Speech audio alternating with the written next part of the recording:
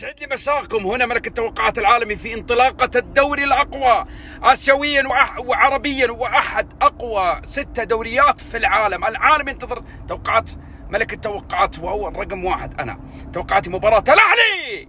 يا الأهلي، يا الأهلي بالطلة وبالفريق المرعب. الأهلي عنده تشكيلة الآن وأسماء أجانب يقدر يلعب في أي دوري في العالم وينافس. توقعاتي مباراة الأهلي بالحزم. ملك التوقعات لن يقبل أحد أن تكون بدايتي خاطئة. لا، مستحيل بدايتي قوية.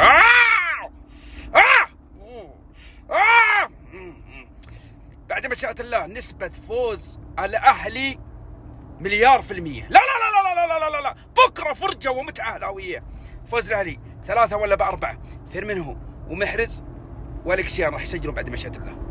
مبروك فوز الأهلي، فريق ثقيل. صدقوني الأهلي راح يكون منافس على الدوري. خذ الكلام مني، لن يقف متفرجا. لا لا لا لا لا لا لا, لا. راح تروح، لا راح تكون له كلمة كبيرة.